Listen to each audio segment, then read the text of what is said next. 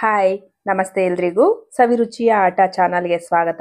ಇವತ್ತು ನಾನು ಮಾಡ್ತಿರೋಂಥ ರೆಸಿಪಿ ಬೋಂಡಾ ಮಾಡ್ತಾ ಇದ್ದೀನಿ. ಮಳೆ ಬರ್ತಾ ಇರೋದಕ್ಕೂ ಅದಕ್ಕೂ ತುಂಬಾನೇ ಚೆನ್ನಾಗಿರುತ್ತೆ ಚಳಿಗೆ.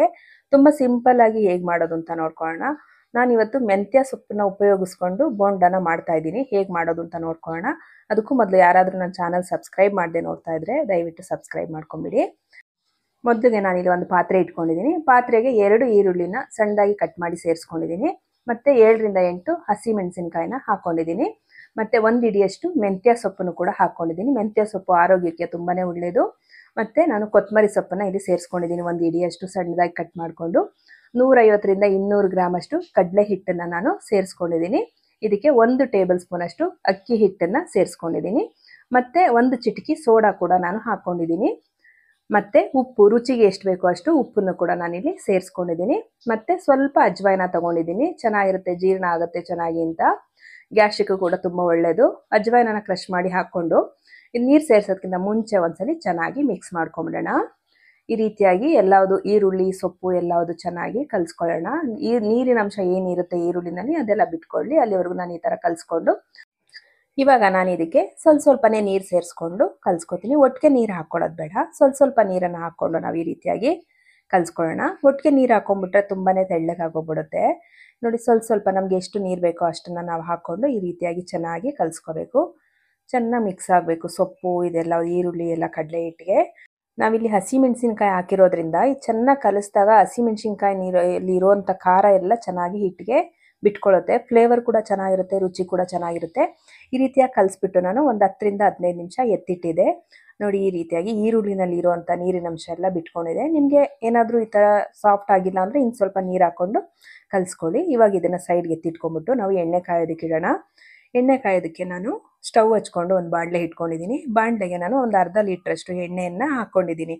ಎಣ್ಣೆ ಕಾದ ನಂತರ ನಾವಿಲ್ಲಿ ಏನು ಮಾಡಬೇಕು, ಚೆನ್ನಾಗಿ ಎಣ್ಣೆ ಕಾಯಿಸ್ಕೊಂಡು ಮೀಡಿಯಂ ಫ್ಲೇಮ್ಗೆ ಇಟ್ಕೋಬೇಕು. ಸ್ಟವ್ ಊರಿನ ಮೀಡಿಯಂ ಫ್ಲೇಮ್ಗೆ ಇಟ್ಕೊಂಡು ನಾವು ಇಲ್ಲಿ ಬೋಂಡಗಳನ್ನ ಹಾಕ್ಕೋಬೇಕು.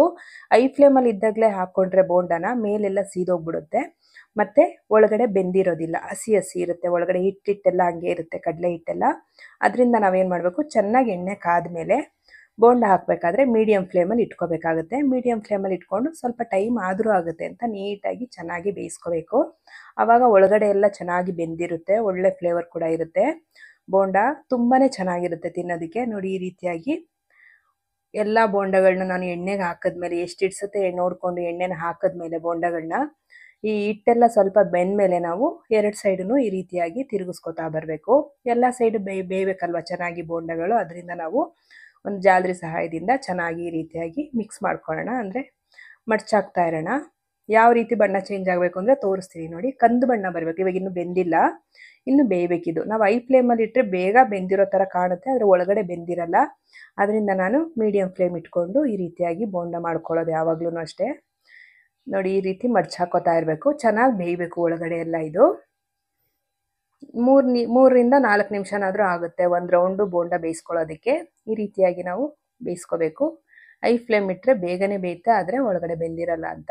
ನೋಡಿ, ಈ ರೀತಿಯಾಗಿ ಬೇಯಿಸ್ಕೋಬೇಕು. ಚೆನ್ನಾಗಿ ಬೆಂದಿದೆ ಇವಾಗ. ನೋಡಿ, ಕಾಣಿಸ್ತಾ ಇದೆ ಅಲ್ಲ, ಬಣ್ಣ ಚೆನ್ನಾಗಿ ಕಾಣಿಸ್ತಾ ಇದೆ. ಗೊತ್ತಾಗುತ್ತೆ ನೋಡಿ ಚೆನ್ನಾಗಿ ಬೆಂದಿದೆ ಅಂತ. ಮೆಂತ್ಯ ಸೊಪ್ಪೆಲ್ಲ ಗ್ರೀನ್ ಕಾಣ್ತಾ ಇದೆ. ತುಂಬಾ ಚೆನ್ನಾಗಿದೆ, ಕಲರ್ಫುಲ್ ಆಗಿದೆ ಬೋಂಡಗಳು. ಈ ರೀತಿಯಾಗಿ ಬೆಂದಮೇಲೆ ನಾವು ಎಲ್ಲ ಬೋಂಡನೂ ಎತ್ತಿ ಬೇರೆ ಒಂದು ಪ್ಲೇಟ್ಗೆ ಹಾಕ್ಕೊಳ್ಳೋಣ. ಹಾಕ್ಕೊಂಡಾದ್ಮೇಲೆ ಇನ್ನು ಬೋಂಡದ ಹಿಟ್ಟು ಇದೆ ಅಲ್ವಾ ನಾವು ಕಲಿಸ್ಕೊಂಡಿರೋದು, ಅದನ್ನು ಕೂಡ ಈಗ ಹಾಕ್ಕೊಂಡು ಬೇಯಿಸ್ಕೋಬೇಕಾಗುತ್ತೆ. ಎಲ್ಲ ಬೋಂಡನೂ ನಾವು ಬೇಯಿಸ್ಕೊತಾ ಇದ್ದೀನಿ. ಮತ್ತೇನು ಎತ್ತಿಡ್ತಾ ಇಲ್ಲ ಇಲ್ಲಿ ಹಿಟ್ಟನ್ನು. ತುಂಬಾ ಚೆನ್ನಾಗಿ ಬರುತ್ತೆ ಬೋಂಡ, ತುಂಬಾ ರುಚಿಯಾಗಿ ಕೂಡ ಇರುತ್ತೆ. ಮತ್ತು ಸಂಜೆ ಕಾಫಿ ಟೈಮ್ಗೆ ಮಾಡಿಕೊಟ್ರೆ, ಕಾಫಿ ಜೊತೆ ಟೀ ಜೊತೆ ಈ ರೀತಿಯಾಗಿ ಮಾಡಿಕೊಟ್ರಂತೂ ಮನೆಯಲ್ಲಿ ಎಲ್ಲರೂ ಕುಣಿದಾಡ್ಕೊಂಡು ತಿಂತಾರೆ, ಅಷ್ಟು ಚೆನ್ನಾಗಿರುತ್ತೆ. ಇವಾಗ ಬೇರೆ ಮಳೆ ಬರ್ತಾ ಇದೆ ಅಲ್ವಾ, ಮಳೆ ಬರ್ತಿರೋದ್ರಿಂದ ಅಂತೂ ಸಖತ್ತಾಗಿರುತ್ತೆ. ತುಂಬಾ ಅದ್ಭುತವಾಗಂತೂ ಬೋಂಡ ಬಂದಿದೆ. ಒಂದು 5 ರಿಂದ 10 ನಿಮಿಷ ಇದ್ದರೆ ಸಾಕು ಟೈಮು ನಮಗೆ. ಈ ರೀತಿಯಾಗಿ ಬೋಂಡ ಮಾಡ್ಕೋಬೋದು. ಮೆಂತ್ಯ ಸೊಪ್ಪು ಆರೋಗ್ಯಕ್ಕೆ ಕೂಡ ತುಂಬಾ ಒಳ್ಳೆಯದು. ಅದರಿಂದ ನಾನು ಮೆಂತ್ಯ ಸೊಪ್ಪನ್ನು ಹಾಕ್ಕೊಂಡು ಇವತ್ತು ಬೋಂಡ ಮಾಡ್ಕೊಂಡಿದ್ದೀನಿ. ನಿಮ್ಗೆಲ್ರಿಗೂ ಈ ರೆಸಿಪಿ ಇಷ್ಟ ಆಗಿದ್ದರೆ ಲೈಕ್ ಮಾಡಿ, ಶೇರ್ ಮಾಡಿ, ಕಮೆಂಟ್ ಮಾಡಿ. ಹಾಗೆ ನನ್ನ ಚಾನಲ್ನ ಸಬ್ಸ್ಕ್ರೈಬ್ ಮಾಡ್ಕೊಳ್ಳಿ. ಇನ್ನೂ ಒಳ್ಳೊಳ್ಳೆ ವೀಡಿಯೋಗಳನ್ನ ಹಾಕ್ತೀನಿ. Thank you.